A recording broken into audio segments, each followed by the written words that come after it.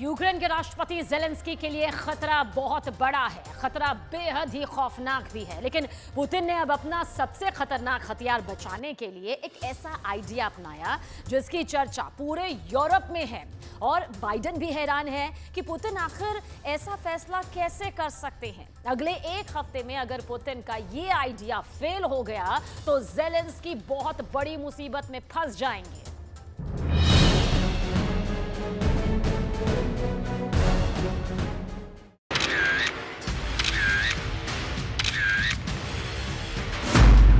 इस तस्वीर ने दुनिया को चौंका दिया है। जो जहाज एक हमले में यूरोप को तबाह कर सकता है, उसको बचाने के लिए पुतिन को कुछ ऐसा करना पड़ा है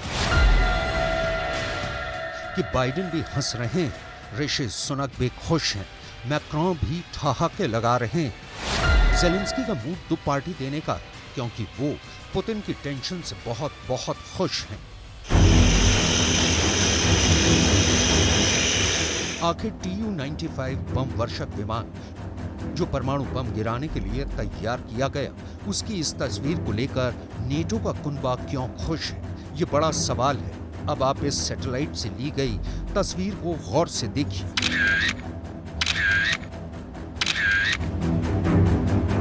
इस फोटो में आप Tu-95 बम वर्षक विमान के विंग्स पर रबर के टायर रखे हुए देख सकते हैं। ये वाकई बहुत अजीबोगरीब तस्वीर है। सवाल है कि आखिर Tu-95 बम वर्षक विमान के विंग्स पर टायर क्यों रखे गए हैं, इसका मकसद क्या है? तो जवाब है ये ड्रोन, जो ज़ेलेंस्की के छापामार युद्ध का बड़ा हिस्सा है। इसी ड्रोन से रूस में कई हमले किए गए हैं और अब खास तौर से इस UJ-77 ड्रोन को यूक्रेन में एयरफोर्स किलर के नाम से लोग जानने लगे हैं।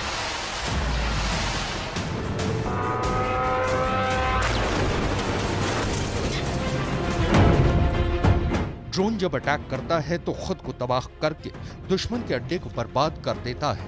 ऐसा रूस को ईरान से मिला शाहिद ड्रोन भी कर रहा है, रूस का लैंसेट ड्रोन भी कर रहा है, और अब ज़ेलेंस्की का UJ-77 भी रूस का जानी दुश्मन बन चुका है।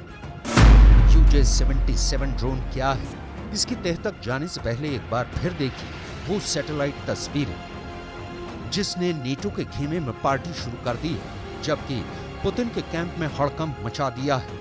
इन तस्वीरों में ऐसा रहस्य है जिसके बारे में यूक्रेन से लेकर अमेरिका सब जानना चाहते हैं कि पुतिन को ये आइडिया क्यों और कैसे आया।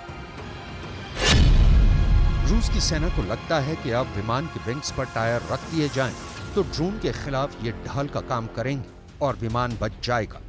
ये रूस का सारातोव इलाके में एंजल्स 2 एयर बेस है। ये एक परमाणु अड्डा है। यहाँ दिसंबर 2022 में यूक्रेन ने ड्रोन से 2 हमले किए थे और रूस की बॉम्बर फ्लीट को नुकसान पहुंचाने का दावा किया था।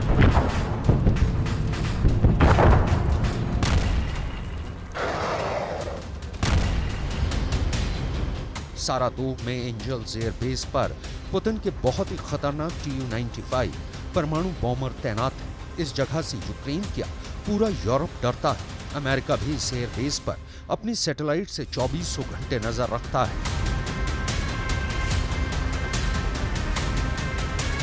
यह रूस का बहुत ही सीक्रेट एयर बेस है। देखिए यहाँ जब गतिविधियां होती हैं तो क्या होता है। सब समझ जाते हैं कि राष्ट्रपति व्लादिमीर पुतिन का ऑर्डर आया है।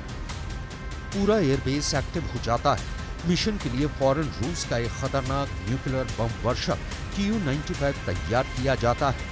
ये पुतिन का बहुत ही पावरफुल शो कहा जाएगा, जो दुनिया में बहुत से देशों की धड़कन बढ़ा देता है। आप कह सकते हैं कि पुतिन का परमाणु हमले का लॉन्चिंग पैड एक्टिव हो गया है। सवाल उठता है कि क्या पुतिन का मिसाइल वाला बड़ा ऑर्डर आ चुका है।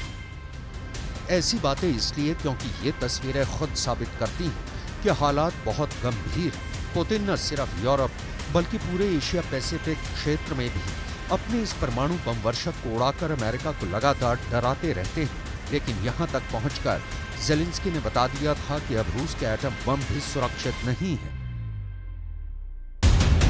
क्योंकि यहाँ दिसंबर में एक बड़ा धमाका हुआ था जो एक CCTV में रिकॉर्ड हुआ और उसकी धमक पूरी दुनिया में महसूस की गई। एक बार फिर देखिए धमाका कितना बड़ा था। कितना नुकसान पुतिन को हुआ होगा, इसका अंदाजा लगाया जा सकता है। इन हमलों ने यूक्रेन के युद्ध को बहुत खतरनाक मोड़ पर ला खड़ा किया।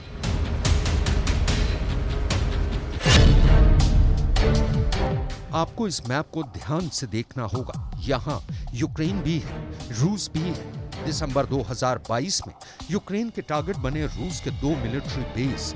एक है रयाजान में, जो यूक्रेन की राजधानी कीव से 800 किलोमीटर दूर है, और दूसरा है सारातोव, जो कीव से 1100 किलोमीटर की दूरी पर है। दोनों ही एयरबेस पर हमला हुआ। दावा किया गया रूस की Tu-90 फ्लीट को बड़ा नुकसान पहुंचाया गया। सारातोव के इस एयरबेस से Putin Tu-160M black jack bomber भी ऑपरेट करते हैं, और Tu-95 जैसा बड़ा बम वर्षक तो वो है ही। ये पुतिन के लिए बहुत ही कीमती हथियार है। देखा जाए तो यूक्रेन में चल रहे युद्ध में जब मिसाइलों और रॉकेट की बरसात ने ज़ेलेंस्की को दहशत से भर दिया है, तब रूस में ऐसे हमले हो रहे हैं जिसने पुतिन की नींद भी उड़ा दी है, क्योंकि पुतिन को अपने परमाणु बम वर्षक के लिए नए एयरबेस का इंतजाम करना पड़ा। अब यही हालात रूस के कई एयरबेस पर दिखने लगे हैं। अब विमान के विंग्स पर गाड़ियों के टायर रखकर रूस की सेना धमाके से असर को कम करना चाहती है। अगर यूक्रेन की तरफ से ड्रोन अटैक हुआ तो नुकसान कम से कम हो। फिलहाल Tu-95 को क्रूज मिसाइल से किए जा रहे हमलों के लिए इस्तेमाल किया जा रहा है। पुतिन इस वक्त अपने बड़े बड़े बम वर्षक विमानों से यूक्रेन पर हमला कर रहे हैं, और इनमें Tu-22 भी शामिल है, और Tu-95 ऐसे विमान कई टन बम लेकर चलते हैं और फिर यूक्रेन पर ऐसे बरसते हैं कि जमीन पर कुछ नहीं बचता।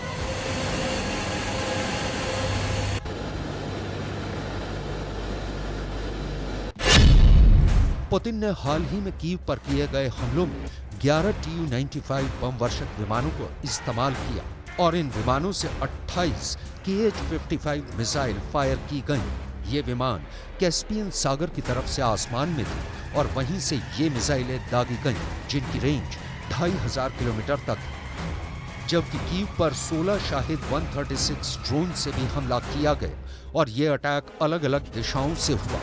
पुतिन की जवाबी कार्रवाई का दर्जा रूस पर हुए हमले का लेवल तय करता है, और इस लिहाज से सितंबर का महीना तो ज़ेलेंस्की के लिए बहुत खूनी रहने वाला है, क्योंकि अगस्त में ही ज़ेलेंस्की ने पुतिन को नुकसान पहुंचाने वाले 2 बड़े मिशन अंजाम दिए हैं। 29 अगस्त रात 11 बजे जब इस आग ने रूस में दहशत फैला दी, सायरन बजने लगे। ये रूस का पेस्कोव इलाका है, और यहाँ हुए धमाकों के बाद एयरबेस धू-धू कर जलने लगा। इन तस्वीरों की वजह से रूस में जितनी दहशत फैली, उतना शायद पुतिन गुस्से में आ गए। वो बहुत बेचैन हो गए, क्योंकि इस हमले में 20 ड्रोन से हमला किया गया, और इस अटैक में रूस के 1-2 नहीं 4 बड़े मालवाहक विमान Il-76 तबाह हो गए। ये वो विमान हैं जिनसे यूक्रेन के मोर्चे पर रसद पहुंचाई जाती थी, और सैनिकों को पैराड्रॉप भी किया जाता था। इससे पहले 19 अगस्त को रूस के सेल्स्की एयरबेस पर बहुत बड़ा हमला हुआ था, और तब रूस के स्ट्रेटेजिक बम वर्षक विमान Tu-22M3 को ड्रोन अटैक में तबाह कर दिया गया था। तब इस तस्वीर ने पुतिन को बहुत बेचैन रखा। 24 घंटे के अंदर पुतिन की तरफ से जवाबी कार्रवाई का इंतजार होता रहा। इस तस्वीर ने रूस की इज्जत को जैसे मिट्टी में मिला दिया। इस तस्वीर को देखकर पुतिन बार बार पूछते रहे कि इसका जिम्मेदार कौन है और उसे क्या सजा दी जाए। इस तस्वीर को रूस ने दुनिया से छुपाने की बहुत कोशिश की, लेकिन इतने एंगल से यह तस्वीर वायरल की गई कि रूस की बहुत फजीहत हुई।